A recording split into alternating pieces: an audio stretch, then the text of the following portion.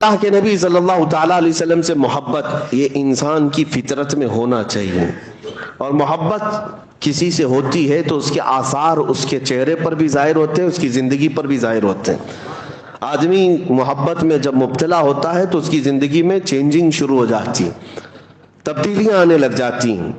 عام سی بات ہے، آپ دنیا میں بھی دیکھیں، ایک مجازی عشق و محبت میں جو بندہ پاگل ہونے لگتا ہے، کسی لیلا کے پیچھے ہے، کسی محبوبہ کے حسن کے پیچھے پڑ جاتا ہے، اس کی زندگی میں چینجنگ آ جاتی ہے، وہ سب کچھ چھوڑ چھاڑ کر کے پیچھے لگا رہتا ہے۔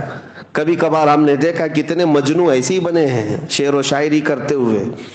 محبت یہ اگرچہ دنیاوی عشق ہے، دنیاوی محبت ہے، مجازی عشق ہے، لیکن جو کائنات کے آقا و مولا کی محبت میں فدا ہوتا ہے، پھر وہ سر چڑھ کر کے بولتا ہے جان ہے عشق مصطفیٰ، جان ہے عشق مصطفیٰ، روز فزوں کرے خدا، جس کو ہو درد کا مزہ ناز دوا اٹھائے کیوں۔ محبت کی ایک بات ہے میرے عزیزوں، جب تمہیں سچی محبت ہو جائے نا، یہ عام سی بات ہے تقریروں میں کہہ لینا یا کسی اور کو کہہ لینا کہ میں ان سے بہت محبت کرتا ہوں، یہ ایک الگ مسئلہ ہے، لیکن ریئل جو ہوتی ہے، جو ایک دم پیور جس کو کہتے ہیں، وہ محبت ہوتی ہے، تو پھر کائنات میں ہر جگہ اسے اپنے محبوب کا ہی حسن نظر آتا ہے، وہ اپنے محبوب کے علاوہ کسی چیز کا تذکرہ پسند بھی نہیں کرتا۔ ہم ایسے عاشقوں میں بریلی کے امام کو دیکھتے ہیں جنہوں نے اپنی زندگی حضور کی محبت میں فنا کر دی۔ ان کا حال تو یہ تھا، جس چیز کو دیکھتے اپنے نبی کو یاد کرتے۔ حضور پاک صلی اللہ تعالیٰ علیہ وسلم کی محبت، رچ بس جانا محبت کی علامات میں آپ کو بتاتا ہوں۔ بندہ جب کسی کا ذکر کرتا ہے تو بار بار اس کا تذکرہ اس کی زبان پر آنے لگتا ہے، بار بار اس کا تذکرہ آنے لگتا ہے۔ میں آپ کے ذہن کو قریب کرنے کے لیے ایک بات کہتا ہوں۔ ایک بندہ مرید بننے کے لیے آیا ایک بزرگ کے پاس، کہا کہ مجھے مرید بنا دیجئے۔ کہا جانتے ہو مجھ کو؟ کہا پہلے سنا تھا، آپ بڑے بزرگ، آپ کے پیچھے چلوں گا۔ انہوں نے کہا میرا جو طریقہ ہے وہ یہ ہے کہ پیر سے بے انتہا محبت ہونی چاہیے۔ کہا میں محبت کرتا ہوں آپ سے، مرید کر لیجئے آپ۔ کہا ایسی نہیں، میں دیکھنا چاہتا ہوں۔ دیکھنے کے لیے انہوں نے ایک طریقہ کیا اپنایا، کہا ایک بھینس خرید کر کے اس کے حوالے کر دیا، کہا یہ بھینس لے جا، اس کو پال۔ کہا کیا کرنا ہے اس کو؟ کہا اتنا پالنا اس کو، صبح نہلانا، دوپہر میں نہلانا، رات میں بھی نہلانا، 3 بار نہلانا، کھانا تم اپنے ہاتھ سے کھلانا اس بھینس کو، اور اس کے پورے بدن کو پوچھا مارتے رہنا، صفائی کرتے رہنا، اور اس کے ساتھ بیٹھ کر کے تھوڑی دیر باتیں بھی کرتے رہنا، اس سے دل لگا لینا۔ اس نے کہا آپ کا حکم ہے تو کرتا ہوں، ورنہ بھینس سے کیا کیا جائے، جانور ہی ہے نا۔ تو اس نے کہا ٹھیک ہے۔ بزرگ نے کہا 30-40 دن کے بعد آؤ۔ 8 دن کے بعد وہ آیا تو اس سے پوچھا کیا حال ہے؟ کہا ٹھیک ہوں۔ کہا بھینس کا کیا حال ہے؟ کہا وہ بھی ٹھیک ہے۔ پھر انہوں نے سوال کیا دن بھر کیسے گزارتے ہو؟ کہا اچھے سے گزارتا ہوں۔ بھینس؟ وہ بھی اچھی ہے۔ کہا جاؤ 40 دن کے بعد ہم ملتے ہیں۔ 40 دن کے بعد آئے۔ اب آنے کے بعد اس بزرگ نے پوچھا کیا حال ہے؟ کہا میری بھینس کا حال بھی بہت اچھا ہے۔ کہا تیری خیریت پوچھ رہا ہوں، بھینس کی بات کر رہا ہے۔ دن کیسا گزرتا ہے؟ کہا میری بھینس تو بہت اچھی ہے، صبح اٹھتی ہے میرے ساتھ بات کرتی ہے، دوپہر میں نہلاتا ہوں، رات میں اس کے ساتھ بیٹھتا ہوں۔ کہا میں تیری خیریت پوچھ رہا ہوں، بھینس کی بات کر رہا ہے۔ اس کے بعد جتنے سوال وہ کرتے رہے، ہر بات میں بھینس۔ تب اس بزرگ نے فرمایا کہ یہ صرف اور صرف ریہرسل ہے، ایک پریکٹس ہے۔ ایک بندہ اگر جانور کے ساتھ بھی وقت گزارنے لگ جائے تو اس کا دل اس کے ساتھ لگ جاتا ہے، اور اگر تو اللہ کے رسول کے ساتھ دل لگا لے میرے عزیزو، جانور کو تو یہ اختیار نہیں تیرے دل کو قابو میں رکھنے کا، لیکن آمنہ کے لال کو یہ اختیار ہے تیرے دل کو اپنے قبضے میں رکھنے کا۔ حضور پاک صلی اللہ تعالیٰ علیہ وسلم سے محبت بڑھے گی تو کیسے کہ کثرت سے ان کا ذکر ہونے لگ جائے، صبح دوپہر شام ان کی حدیثوں کی بات کرو، حضور کے اخلاق کی بات کرو، نبی پاک صلی اللہ علیہ وسلم کی سنتوں کی بات کرو، آٹومیٹک آپ کو محبت ہوگی۔ اور اگر حدیثیں یاد نہیں ہیں تو کم سے کم حضور پر کثرت سے درود پڑھنا شروع کرو. 1000 بار روزانہ تم درود پڑھو, پھر 40 دن کے بعد مجھ سے ملاقات کرو. میں آپ سے بتاتا ہوں انشاءاللہ یہ وہ کامل وظیفہ جو امام غزالی نے فرمایا میں آپ کے سامنے کہہ رہا ہوں. 40 دن کے بعد تمہاری خود کی کیفیت یہ ہوگی کہ دنیا تمہیں پھیکی لگنے لگے گی, اور ہر رات تم یہ کہہ کر کے سو گے میرے آقا آؤ کہ مدت ہوئی ہے, میرے آقا آؤ کہ مدت ہوئی ہے. تیری راہ میں آنکھیاں بچھاتے بچھاتے, تیری یادوں میں تیری حسرتوں میں بڑے دن ہو گئے ہیں گھر کو سجاتے سجاتے. یہ کب ہوگی؟ جب کثرت سے تم حضور کو یاد کرو. اعلیٰ حضرت کو ہم نے دیکھا, فنا پھر رسول یوں ہی نہیں کہتے. کوئی صاحب آئے اعلیٰ حضرت کے پاس, ایک گلاب تحفے میں لے کر آئے. کہا کہ حضور یہ بہت اچھا گلاب ہے, قبول فرما لے. دیکھا, اس کے بعد کہتے یہ تو صبح کھلتا ہے شام میں مرجھا جاتا ہے, میں اس گلاب سے محبت کرتا ہوں جو کبھی نہیں مرجھاتا, جو کبھی نہیں مرجھاتا. لوگ پھول کی تعریف کر رہے تھے, اعلیٰ حضرت سے خاموشی گوارا نہ ہوئی, پھول کو دیکھتے رہے اور پھر نعت بھی لکھتے رہے. کیا؟ سر تاب قدم ہے تن سلطان زمن پھول, لب پھول دہن پھول زکن پھول بدن پھول. حضور کے ہر عضو کو پھول سے تشبیہ دینے لگ گئے. لب پھول دہن پھول زکن پھول بدن پھول. واللہ جو مل جائے میرے گل کا پسینہ, مانگے نہ کبھی عطر نہ پھر چاہے دلہن پھول. کیا بات رضا اس چمنستان کرم کی, زہرا ہے کلی جس میں حسین و حسن پھول. اب اعلیٰ حضرت کو اٹھا کر دیکھیں, پوری نعت پھول پر لکھی ہے لیکن گلاب پر نہیں, مدینے کے گلاب پر لکھی ہوئی. محبت اس کو کہتے ہیں کہ جب اپنے محبوب کا تذکرہ ہو تو دنیا میں کسی بھی شے کا تذکرہ ہو لیکن یاد اپنے محبوب کی آ جائے, یاد اپنے محبوب کی آ جائے. میں نے دیکھا ہے اعلیٰ حضرت کو میں اس لیے زیادہ ذکر کرتا ہوں کہ ان کے کلام پڑھنے کے بعد حضور سے محبت میں اضافہ ہوتا ہی ہے, عشق میں اضافہ ہوتا ہے. اپنا پریکٹیکل تو ہم بتاتے ہیں, باقی دوسروں کا معلوم نہیں. نبی پاک صلی اللہ تعالیٰ علیہ وسلم کے دربار میں قریب ہونے کا جو شوق بڑھتا ہے وہ اعلیٰ حضرت کے کلاموں سے بڑھتا ہے. آپ دیکھیں انہوں نے کہاں کہاں ذکر کیا, اور ایسی ایسی جگہوں پر اللہ کی حمد بیان کرنا ہے, اللہ کی تعریف جس کو حمد کہتے ہیں, وہ جب بیان کرنا ہے. بہت سارے لوگوں نے دنیا میں حمد بیان کی ہے, اور کئی ایسے دوسرے طبقے کے لوگ, دوسرے مکتبہ فکر کے لوگ بھی حمد لکھیں. بچپن میں اردو اسکول کی کتابوں میں وہ حمد بھی آتی تھی, وہ اللہ بہت بڑا ہے جس نے ہماری گائے بنائی.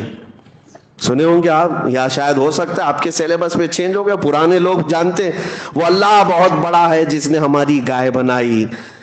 اس پر حمد اللہ کی, ٹھیک ہے اچھی بات ہے. وہ اللہ بہت بڑا ہے جس نے ہمارا گھر بنایا, ہمیں باپ دیا, ہمیں ماں دیا, وہ اللہ بہت بڑا حمد ہے یہ. لیکن اعلیٰ حضرت کو دیکھو, اللہ کی حمد بیان کرنی یوں کہتے ہیں وہی رب ہے جس نے تجھ کو ہمتن کرم بنایا, ہمیں بھیک مانگنے کو تیرا آستاں بتایا. تجھے حمد ہے خدایا, تجھے حمد ہے خدایا. اللہ کی حمد ہے لیکن کس بات پر؟ اس بات پر کہ اللہ کا سب سے بڑا شکر اس بات پر ہے کہ محبوب اپنا قریبی ہوا ہمیں عطا فرمایا. کہیں پر بھی دیکھیں یہ محبت کی علامت ظاہر ہو جاتی ہے, باتوں میں, تقریروں میں, قلم میں ظاہر ہو ہی جاتی ہے. دعا جب بندہ کرتا ہے تو کیا دعا کرتا ہے؟ دعا میں اپنے کیا کیا عزیز و اقارب کے لیے مانگتا ہے, رشتوں کے لیے مانگتا ہے, اپنی دنیا کے لیے مانگتا ہے. دعائیں یہی ہوتی ہیں. اعلیٰ حضرت کی دعائیں پڑھو. اعلیٰ حضرت دعائیں کیا کرتے تھے؟ اللہ اکبر. وہ بھی مناجات آپ نے سنے ہوں گے, مشہور دعا اعلیٰ حضرت کی, یا الہی ہر جگہ تیری عطا کا ساتھ ہو. یہ ہے نا, پڑھتے بھی ہوں گے. یہ مناجات ہے, یہ دعا ہے, اللہ کی بارگاہ میں مانگی ہوئی دعا ہے. لیکن میں اس کی آج خصوصیت بتاتا ہوں آپ کو, اس دعا کی, اس مناجات کی. پوری دعا اٹھا لینا آپ, جتنے اشعار ہیں اس کے اندر. پہلے مصرے میں اللہ سے طلب, اللہ سے مانگ رہے, اور دوسرا مصرع جو بھی آئے گا اس میں, اس حمد میں, وہ صرف اور صرف رسول اللہ کو مانگا گیا ہے. حضور کے تذکرے کے علاوہ کچھ بھی نہیں مانگا اعلیٰ حضرت نے. اب میں پڑھ کے سناتا ہوں, دیکھو آپ کیا مانگتے ہیں دعا میں بھی. یا الہی ہر جگہ تیری عطا کا ساتھ ہو, جب پڑے مشکل شہ مشکل کشا کا ساتھ ہو. دنیا میں کچھ نہیں مانگا, جب مشکل آئے تو اے اللہ مشکل کشا رسول کا ساتھ ہو. اور پھر آخری وقت آئے, یا الہی جب زبانیں باہر آئیں پیاس سے, یہ قیامت کا منظر ہے. یا الہی جب زبانیں باہر آئیں پیاس سے کیا ہونا چاہیے؟ پھر کہتے ہیں صاحب کوثر شہ جود و سخا کا ساتھ ہو, رسول کا ساتھ. یا الہی گرمی محشر سے جب بھڑکے بدن, دامن محبوب کی ٹھنڈی ہوا کا ساتھ ہو. ہر دعا میں دیکھو رسول کا تذکرہ. اور پھر نزا کا وقت آئے تو کیا ہونا چاہیے؟ یا الہی بھول جاؤں نزا کی تکلیف کو. کیسے؟ اے اللہ کسی فرشتے کو بھیج دینا, تکلیف آسان کر دینا. نہیں, کیسے تکلیف دور ہو؟ یا الہی بھول جاؤں نزا کی تکلیف کو, شادی دیدار حسن مصطفیٰ کا ساتھ. حسن مصطفیٰ میرے سامنے آ جائے اور میں نزا کی تکلیف بھول جاؤں. مانگتے ہیں اللہ کی بارگاہ میں تو رسول پاک کا ہی صدقہ. اور اتنا ہی نہیں, یا الہی جب چلوں تاریک راہ پل صراط, آفتاب ہاشمی نور الہدا کا ساتھ ہو. یعنی پل صراط پر بھی چلنے کے وقت اعلیٰ حضرت جو مانگ رہے ہیں وہ آفتاب ہاشمی نور الہدا رسول اللہ کا ساتھ ہو.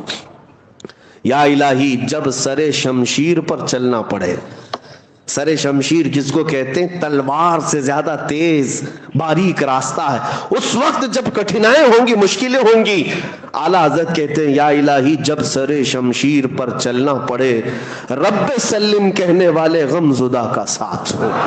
وہ بھی رسول پاک ہی ہیں, رسول پاک ہی ہیں ہر مصرے میں. یہاں تک کہ جب آپ نے اپنی مناجات کو ختم کیا, آخری شعر لکھنے پر آئے, کہتے ہیں یا الہی جب رضا خواب گراں سے سر اٹھائے. خواب گراں کس کو کہتے ہیں؟ لمبی نیند سو کر, موت کی نیند کو خواب گراں کہتے ہیں.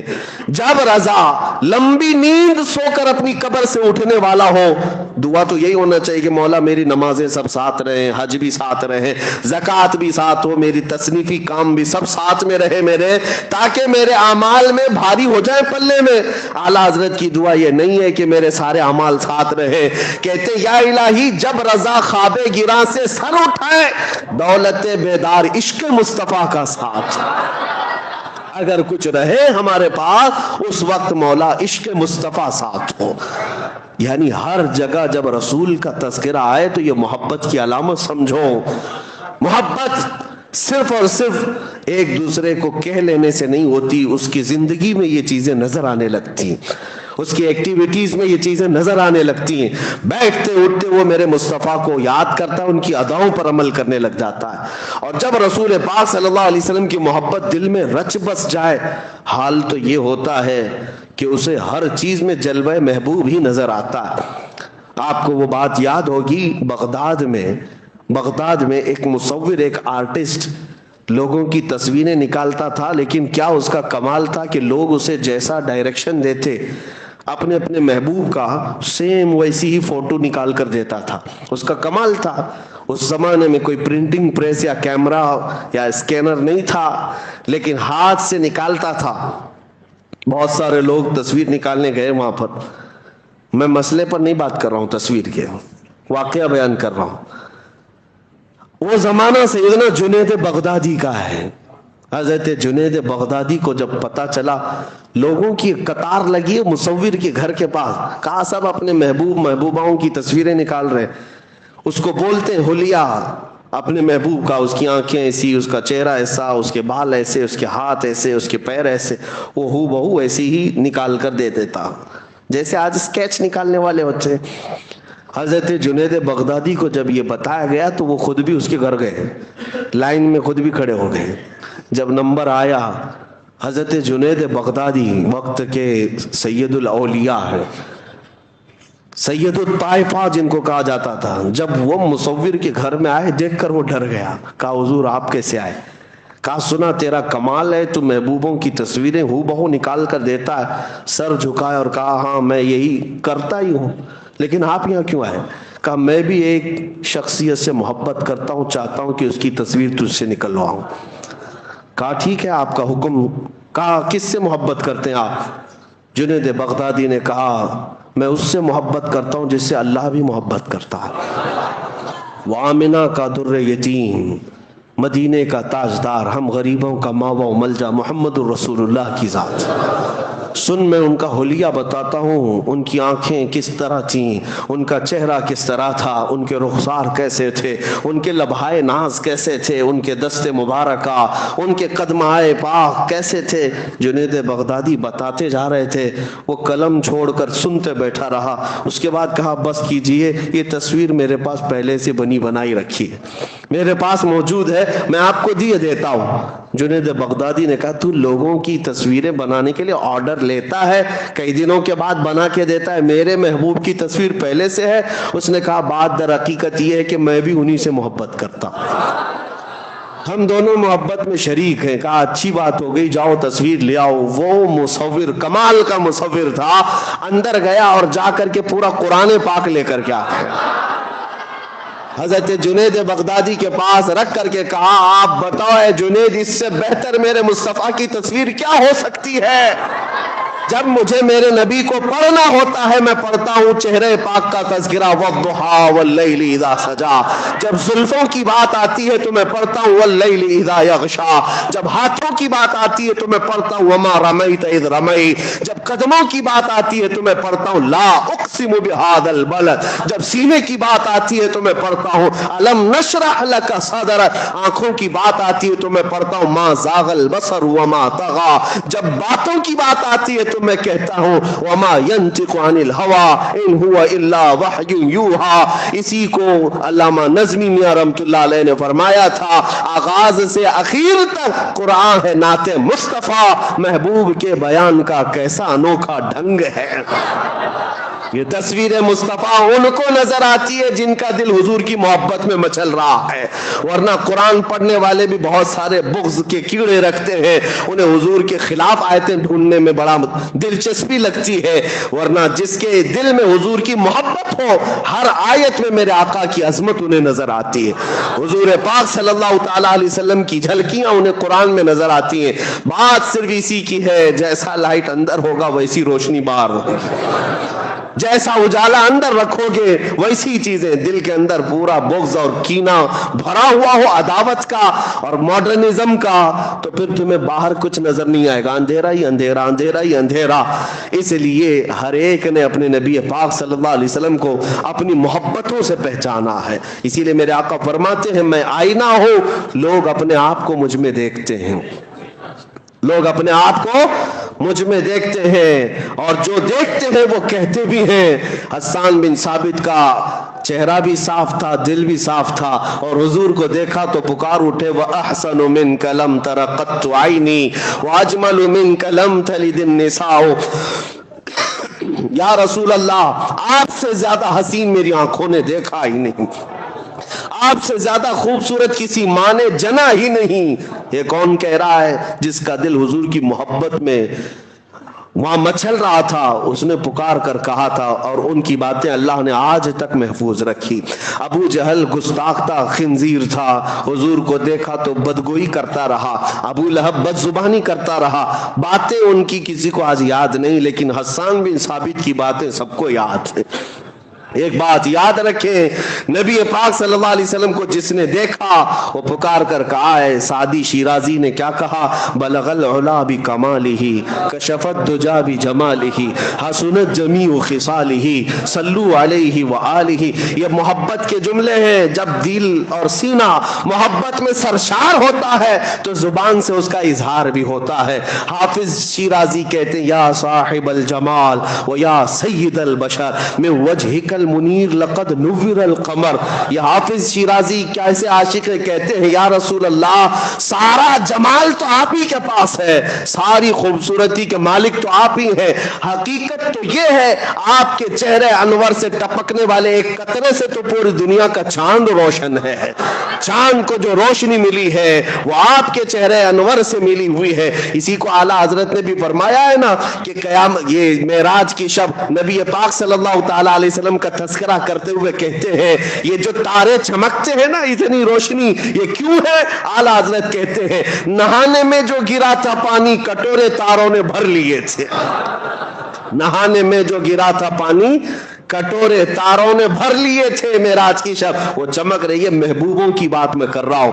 جس نے اپنے دل میں محبت رکھی اور میرے آقا کو دیکھا پھر اس نے پکار کر یہ بھی کہا ہے مکھ چند بدر شاشانی ہے ماتھے چم کے دی لاٹھ نورانی ہے. یہ پیر مہر علی شاہ گولڑوی رحمت اللہ علیہ حضور اکرم صلی اللہ تعالی علیہ وسلم کی محبت کے ایسے فانی شخص کا تذکرہ کر رہا ہوں جو حضور کو اپنی جاگتی ہوئی آنکھوں میں دیکھا تھا, بیداری کے عالم میں دیکھا تھا, تو پکار کر کے پورا نقشہ ہی اپنی نعت میں رکھ دیا. مکھ چند بدر شاشانی ہے ماتھے چمکی دی لاٹھ نورانی ہے کالی زلف تے آنکھ مستانی ہے مخمور آنکھیں ہن مد بھریاں اس صورت نو میں جان اکھاں کی جان جہاں اکھاں سچ اکھاں رب دی شان اکھاں اس شان تو شانہ سب نبیاں سبحان اللہ ما اجملکا ما اکملکا ما احسنکا کتے مہر علی کتے تیری سنا گستاخ اکھے کی تھی جا اڑیاں. اقبال کے دل میں بھی جو دھڑکتی تھی وہ محبت مصطفیٰ ہی تھی.